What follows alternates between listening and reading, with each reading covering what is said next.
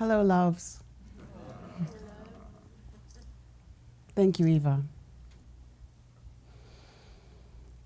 It's such a total joy to look out and feel such radiant friendship in this group. Such established, look at the little ones, such established radiant friendship and such potential radiant friendship. And I'm so grateful for that. And I'm also so grateful to stand on this stage where so much goodness has already occurred, where such a beautiful field has already been woven, and standing here, one can feel that, and it's quite beautiful. So today I'm going to talk about fire, and I'm going to talk about the language of fire, which I think poetry is the language of fire. I think there are many ways into fire. It's not just poetry, but poetry is one sure way to walk in fire. And when we are walking in fire, fire burns away. It burns away the inessential. And I think poetry does that as well. And so sometimes when we're in our most raw places, we can't listen to the mundane. We actually have to listen to something more heightened, or something more to the point, or something that bypasses the mind and pierces the heart. So that's what we're going to be talking about today. But first, I want to tell you a story.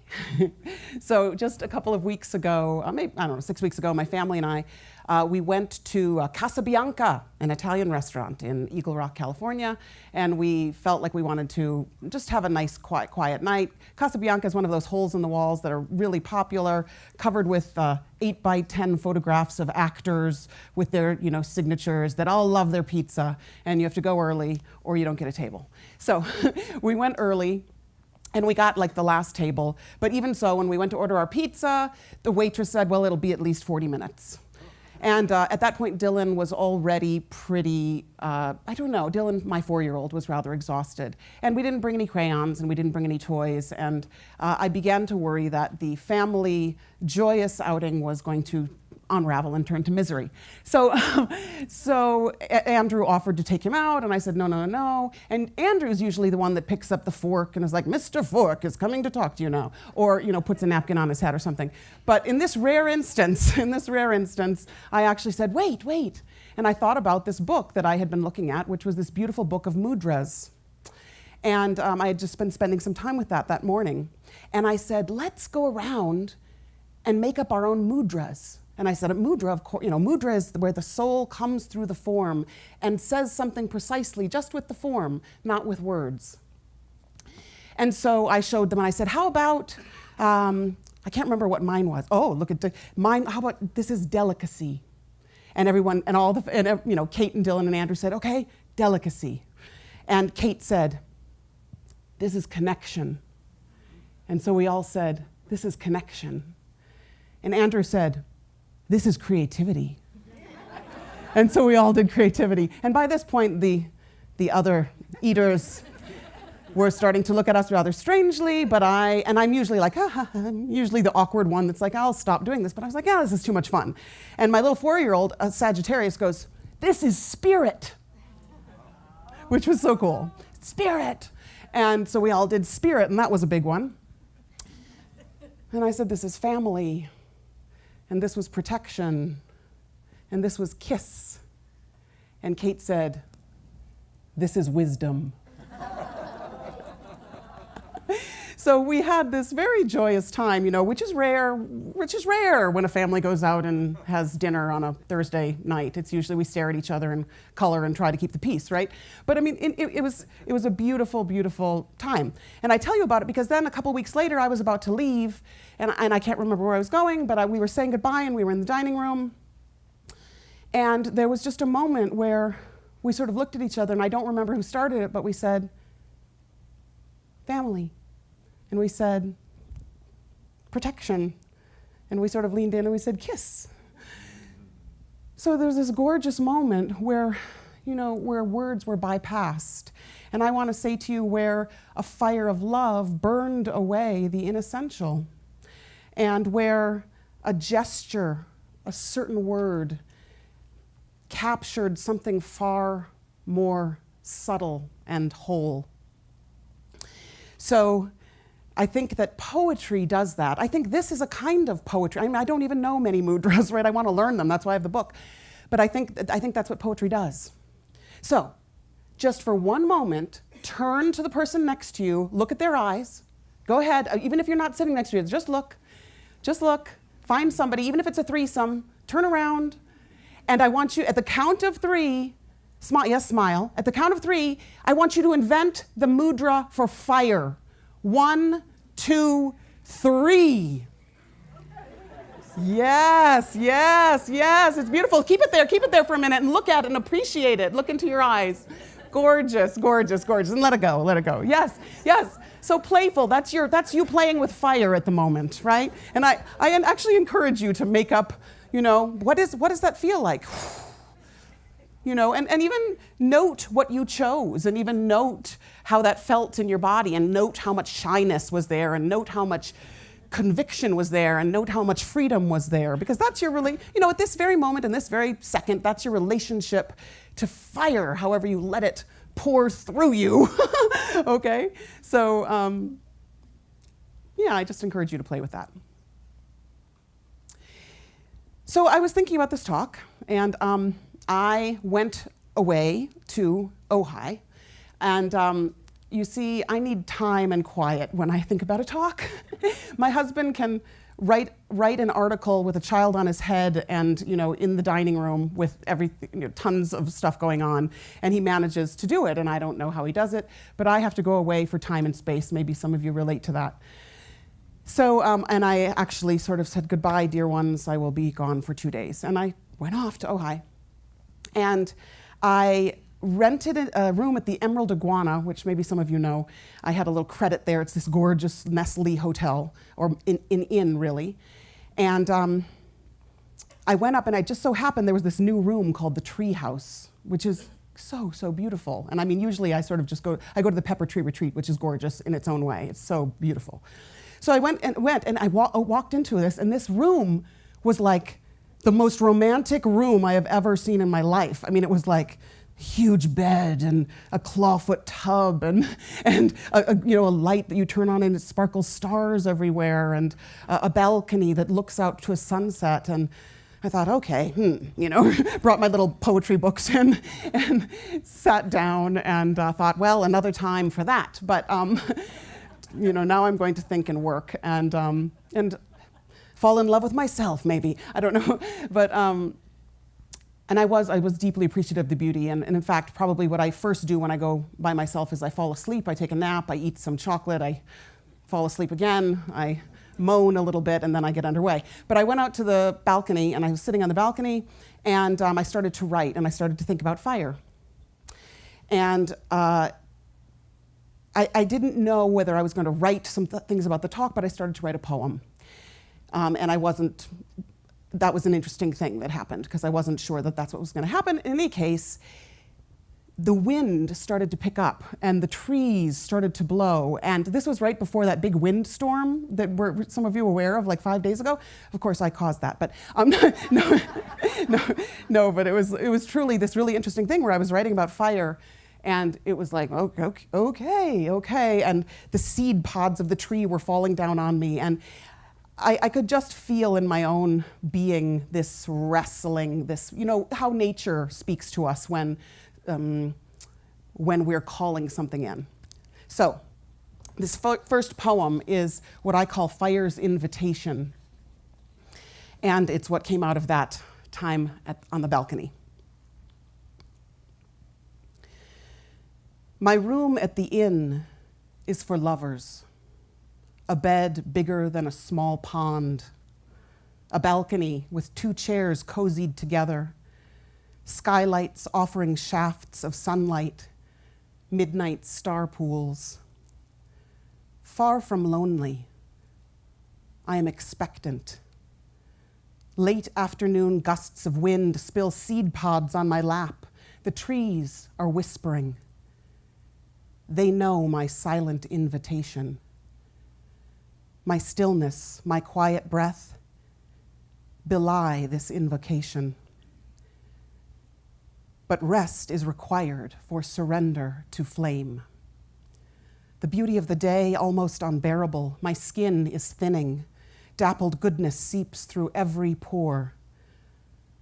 Oh, my loves, can I tell you I am curious? I am willing to step closer. Already I am burning. Everything is. The dance around the flame is done. It is time, as there always is a time, as cycles end, as planets move, to stand at the center and burn. And yes, now the wind has left the trees, do you hear? Fire moves fast across the valley. There is nothing to be lost. Fear devoured, yes. Dark obstruction turned to ash, yes. And yes, the heat, and yes, the letting go, and yes, and yes, and yes.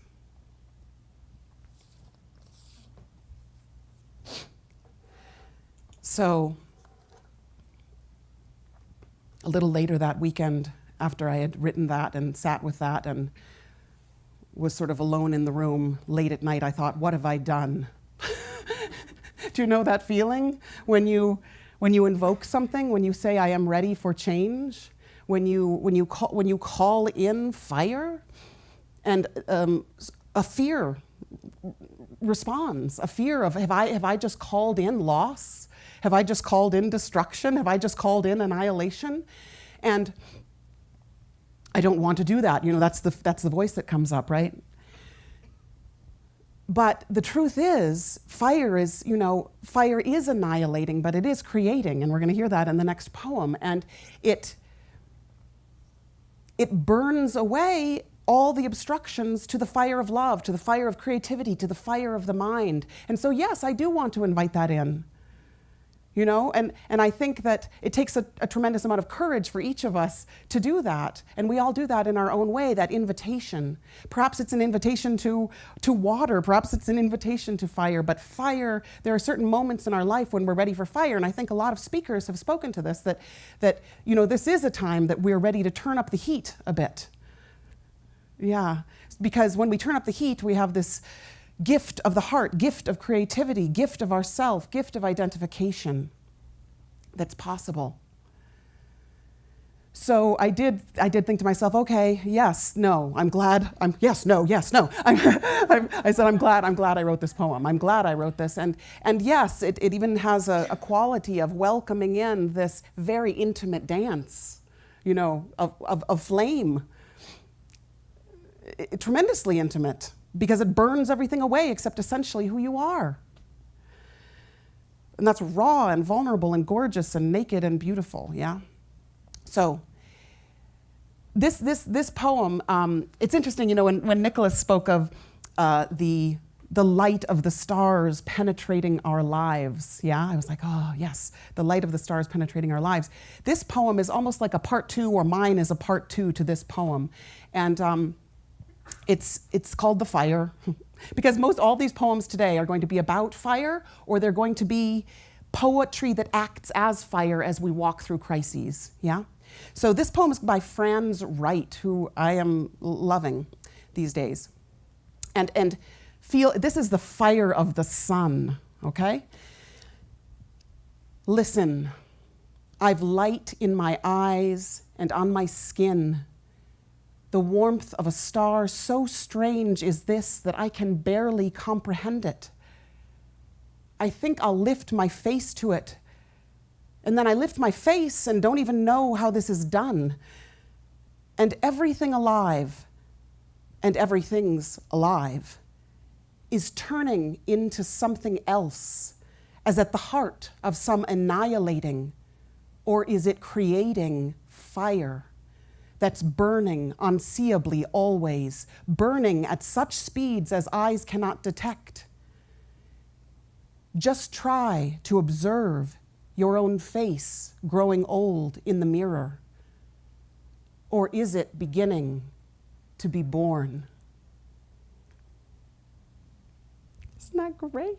I mean, really, just this feeling of really just try to observe. I mean, we've all had this experience, right? This feeling of This is changing. And usually it's this is changing, right? Usually there's analysis of all that is dying, that is falling away.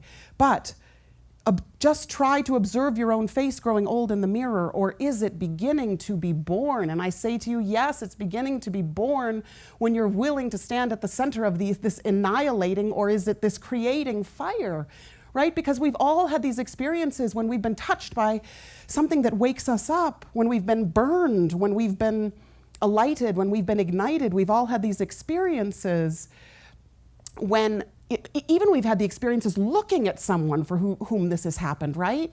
When somebody has had devastating loss, or when somebody's woken up to their truest passion, right? And we look at them and we go, you look different. You look gorgeous. You look beautiful. And they might be like, what are you talking about, right? But there's the essential is there, yeah? So, I mean, everything alive and everything's alive is turning into something else as at the heart of some annihilating, or is it creating fire that's burning unseeably always? Yeah. So this sense that we're always turning into something else. We're always transmuting. Hopefully we're always reaching a higher vibration, a higher frequency. And that's the potential, and that's why it's worth it to step into the fire, and that's why it's worth it to invoke the fire. And, you know, there are moments in our lives when we actually tap into, you know, I think there's a lineage of fire in our lives, right? There's a lineage of fire, waking up to a creative fire, waking up to a fire of love. And there are moments that we can really say, I was alive there, or I felt alive, or I was burning there. And then we get gray or obstructed or heavy or tired or what's the use, or it's been done before, you know, or we get realistic, as Rabbi Lerner said, right? We get realistic and we forget. And so this poem is called Renewal, and this is a poem that I wrote, again, and this speaks to trying to touch that moment of hearkening back to a moment in which I felt very alive, okay? And perhaps you will have your own story of this. I'm driving with my family through Gallup, New Mexico. The 9th grade is holding a car wash in the high school parking lot. They stand with signs, half awkward in apology, half in sheer delight, wholly in love. Something in the way one body pushes against another in nowness stops my breath, hurtling me back through years to some joy my body has never forgotten. I turn my face to the window, tears impossible to explain, except to say that time unfolds in unexpected ways, and the linear isn't most true. Every part of me is young and expectant, curious and full, shy and in love, in love, in love. And even tonight, in the darkness, wrapped in my husband's arms, the children asleep, my body sings. Right? So this beautiful moment, this moment of just seeing two little high school kids in a parking lot holding a sign and nuzzling up to each other, right? I mean, it's just like, for me, it was this moment of, yes. I mean, it's not nostalgia, though. It's not nostalgia. It's not the glory days. It's not that. It's these moments of essential being where love is pouring through, or where creativity is pouring through, or the mind is alive. It's this. It's not like, I wish I were 16 again. No, it's not that. It's like, that was unobstructed love pouring through, yeah? So, cut back to Ojai and the treehouse, and I'm writing, and there's a big fat fly in the room. Big fat fly. I mean, I haven't seen a fly this big. I didn't know. I thought it was some winged creature that I had never, whatever. So it was in the room. I'd come back in. I'd been on the balcony. I came back inside, sitting in one of these armchairs at the end of the bed, writing, and it's like, zoom, and it was like hurtling itself against the window, like smashing itself against the window and making an ungodly noise. And I thought, I'll ignore this, it will be fine. And then I thought, no, after a few minutes, I can't do that. And I tried to usher this fly out, but this fly was the most stubborn fly one could possibly imagine. It would not be helped, and it kept on finding crevices to go to. And I was like, okay, well, I am the fly. I mean, and I honestly, tell you, I promise you, I tried not to write this poem about the fly, but I did. But truly, I thought, yes, burning and fire and all of that, but guess what? I spend 96% of my time hurtling myself against this glass. So I'm just gonna appreciate you, fly, and this is how it went down. But it's the only way, this big flat fly seems to say as he throws himself once more against the impenetrable glass, certain it is his freedom. The noise he makes, the ruckus, the indignation. His fear spills everywhere as he falls exhausted at the edge of the illusion, resting, terrified, blind. I try to usher him through the open door just behind his failed attempts. He clings to what he knows. I think I should kill him.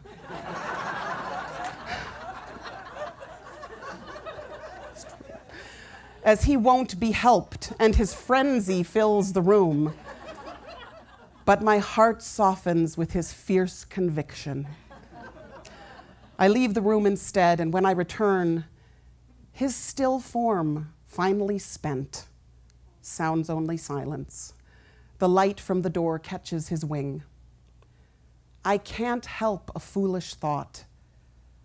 Wasn't it all so obvious? He had only to turn and fly. Right? Isn't it all so obvious? But now the addendum to the fly story.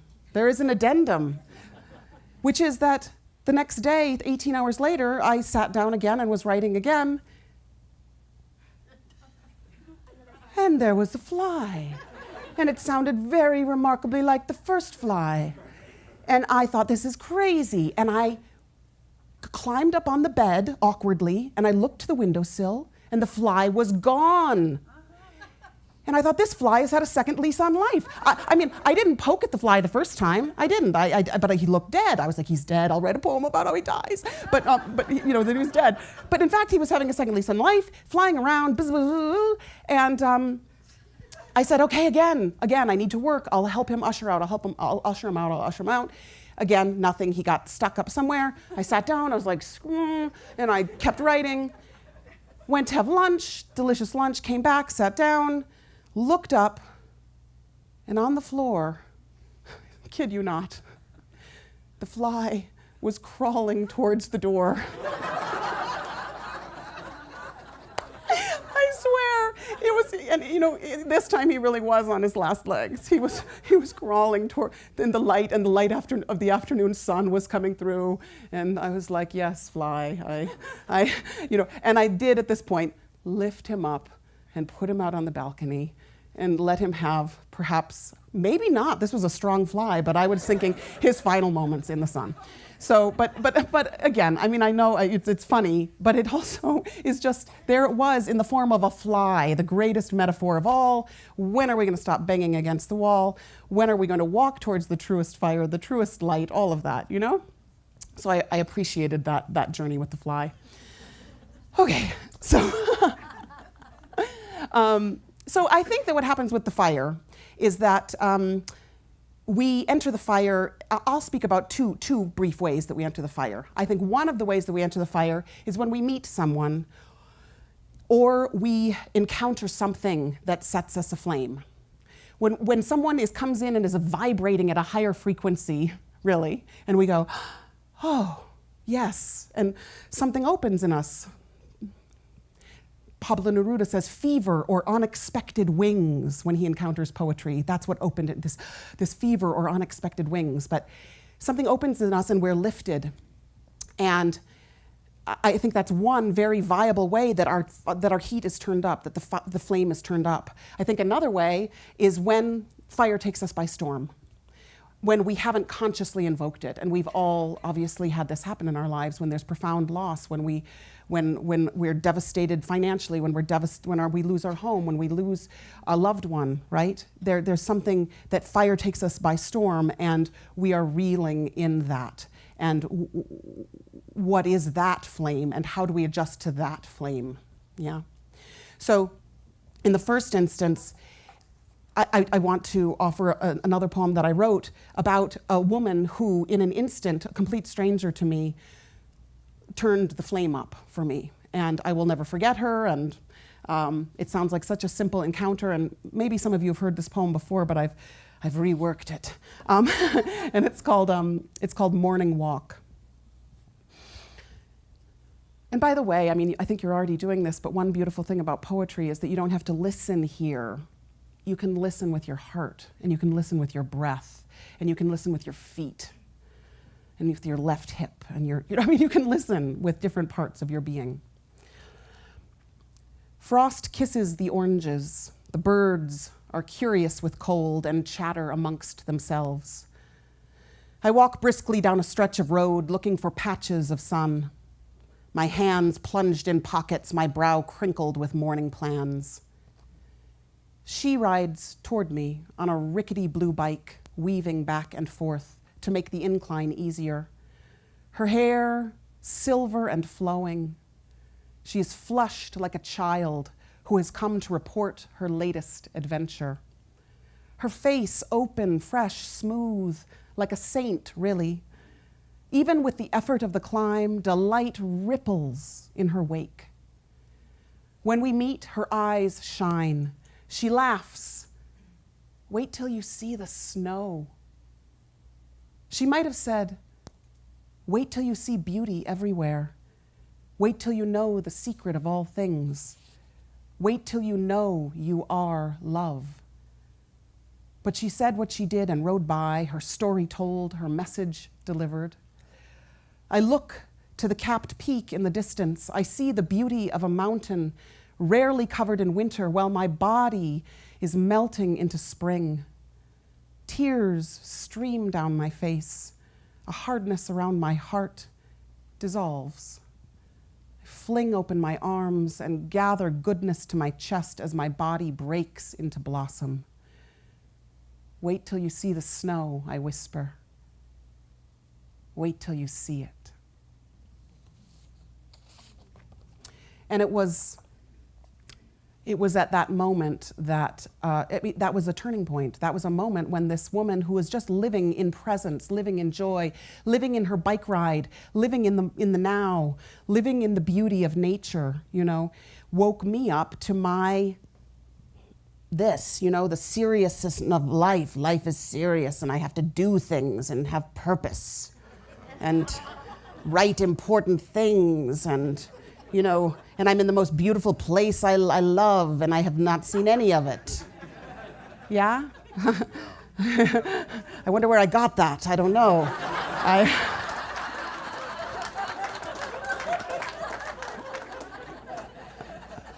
We're all growing.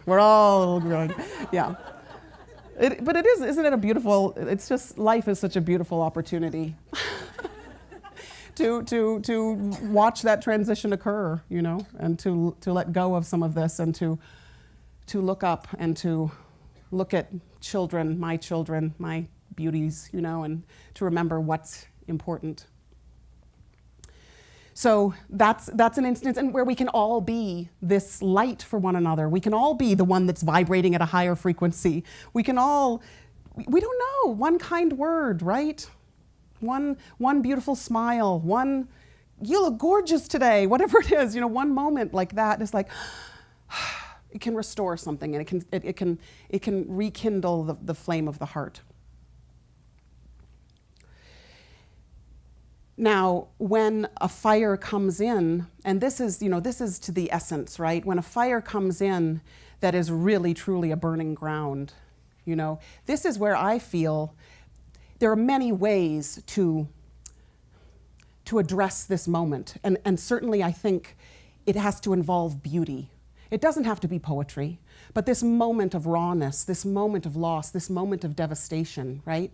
It doesn't have to be poetry. It can be a gorgeous color, a red bird flying across the sky. It can be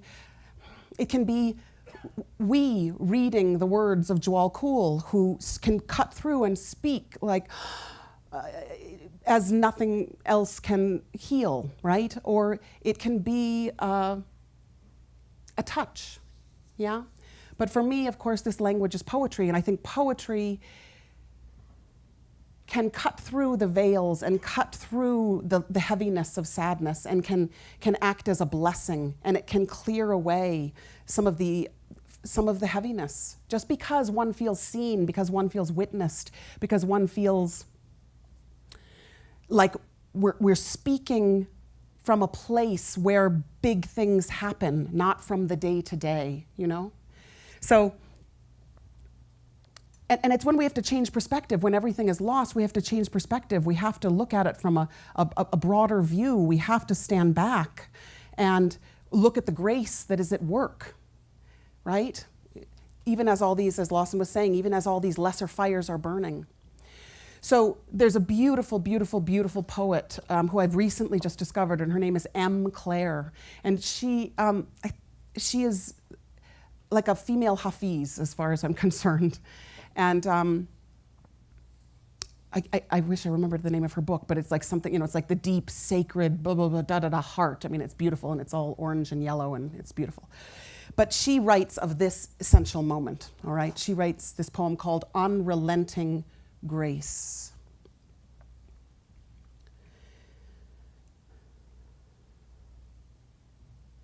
Life conspires to bless us with an unrelenting grace.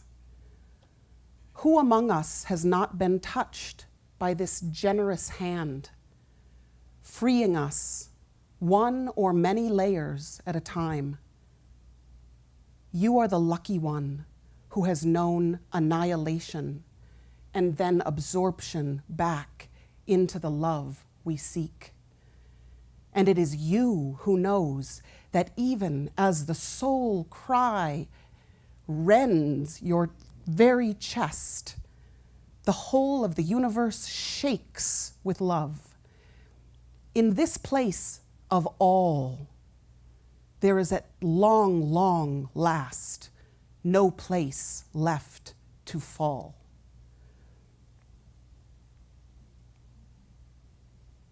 You are the lucky one who has known annihilation and then absorption back into the love we seek. And it is you who knows that even as the soul cry rends your very chest, the whole of the universe shakes with love, right? And of course, in moments of crisis, we might not be able to let this in fully when we first encounter it, right? It might be this is too beautiful or too simple, or it doesn't speak to the pain that I'm feeling. But if we live in it and swim in it and hold it as an unrelenting grace, whatever occurs in our lives is an unrelenting grace, because the fire is a blessing that clears away, as I said in my first poem, the dark obstruction, right? And it clears away all that has clung about our heart or our creativity or the way that we see the world. The scales fall away. Fire burns all that away. So we're left in the sense of open, raw vulnerability and grace, because we get to walk through the world. And, you know, I was those pictures that Claire was showing, the eye to eye, they're so beautiful, aren't they? We get to look eye to eye, and we're stripped bare.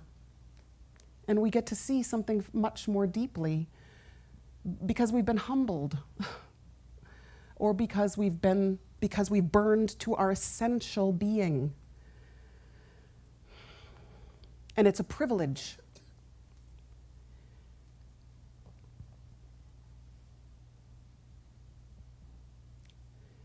It's a privilege to be burning.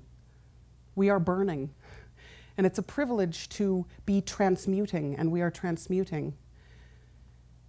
And it's a privilege to recognize that because we are burning, we walk on sacred ground. It's a privilege to recognize, as Rumi says, that we can be the soul of this place because we are burning, because our heart is alive, because our creativity is alive, because our mind is alive. Yeah? So,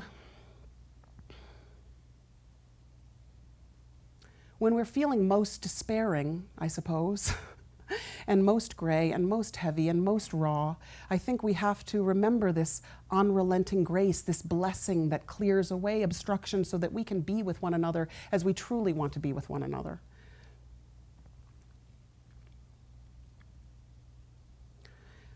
DK gives what Roberto Assagioli, as many of you know, that a beautiful image of the 7 spokes of radiant fire that he is to imagine. He imagines he's to stand in a protective wheel of fire.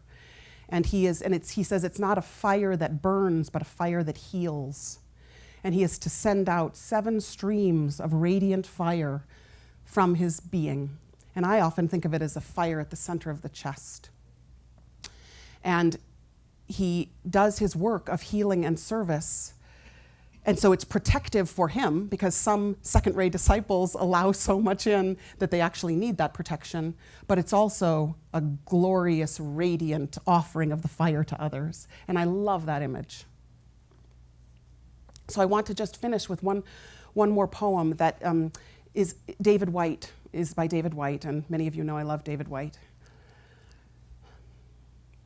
And I'll just say that I recently went to one of his conferences at Asilomar in Pacific Grove, and I was like a little girl. I was so shy. I was feeling like I had to say something to him because he had meant so much to me in my life. And I was like all throughout the whole 2 days, I was like, I have to say something to him. I was determined to say something to him, just anything. And he finished something, and he finished one of his sessions, and he was walking by me, and I stood up, and I was like, thank you. And and he was like, you're welcome. It was like this totally. I mean, he's gorgeous, and I'm sure I was just in the way. But these moments, right? He for me is a person that has. And this is interesting because his work has turned up my flame.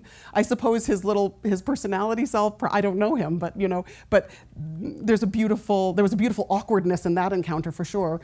And but his work has ignited the flame in me for sure.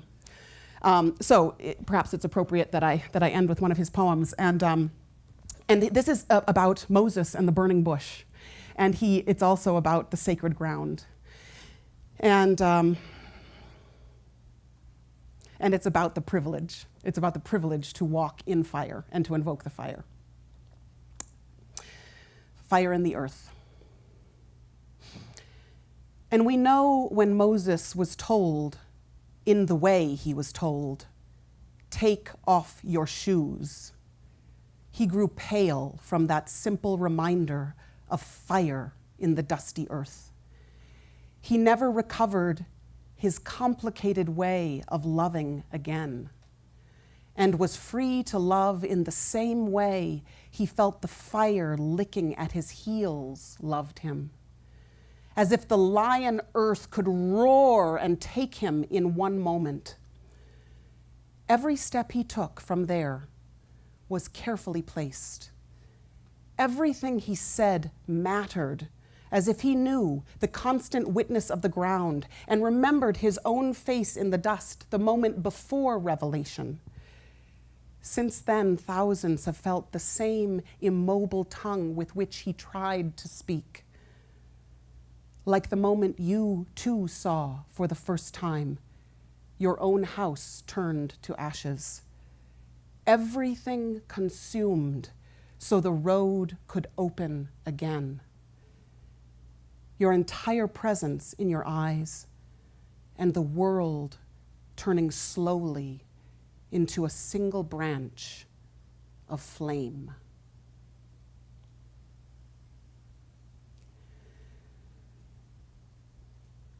So may we all never recover our complicated way of loving again.